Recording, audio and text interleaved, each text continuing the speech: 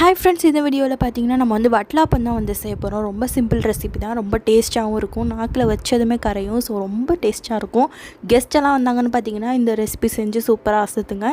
இதுக்கு பார்த்தீங்கன்னா அங்கே வந்து 10 முட்டை கிட்ட வந்து எடுத்திருக்கேன். 10 முட்டைக்கு பார்த்தீங்கன்னா ஒரு ஸ்மால் சைஸ் அளவுக்கு சுகர் எடுத்துக்கணும். ஸோ நான் பார்த்தீங்கன்னா அந்த மாதிரி எடுத்துக்கிட்டேன். நான் 10 முட்டைக்குன்னா ஒரு 9 கரண்டி சுகர் வந்து எடுத்துக்கிட்டேன். அது கூட பார்த்தீங்கன்னா உங்களுக்கு கொஞ்சம் ஏலக்காய் போட்டுக்கோங்க. அது கூட கொஞ்சம் உப்பு போடுங்க. அப்போ தான் நம்மளுக்கு டேஸ்ட்டு வந்து எடுத்து கொடுக்கும். ஸோ இது எல்லாத்தையுமே நம்ம வந்து மிக்ஸில் நல்லா அரைச்சிக்கலாம். இதை வேறு பாத்திரத்துலையும் மாற்றிக்குவோம். ஸோ இதே மாதிரி மீதி முட்டையும் பார்த்திங்கன்னா நம்ம அடித்து அதோட சேர்த்துக்குவோம். அது கூட பார்த்திங்கன்னா நம்ம வந்து பால் கொஞ்சம் ஊற்றிக்கலாம். பால் ஊற்றிட்டு அதையும் போட்டு நல்லா அதோட மிக்ஸி ஜார்லேயே அடித்து நம்ம அது கூட மிக்ஸ் பண்ணி விட்டுக்குவோம்.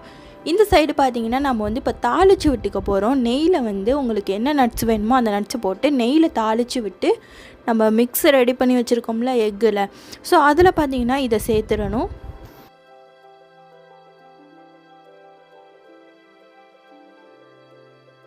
சேர்த்த பிறகு நல்லா மிக்ஸ் பண்ணி விட்டுக்கோங்க.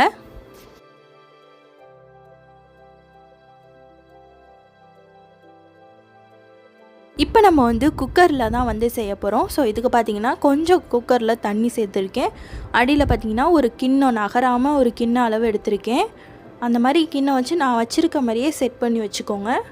அது மூடி பார்த்திங்கன்னா கரெக்டான மூடி போட்டுருங்க. ஓப்பனில் இருக்காமல் இருக்கணும், ஏன்னா தண்ணி போயிடும் உள்ள. ஸோ வெயிட்டு மேலே வச்சிடணும். வச்சு நம்ம வந்து குக்கரை க்ளோஸ் பண்ணிடுவோம்.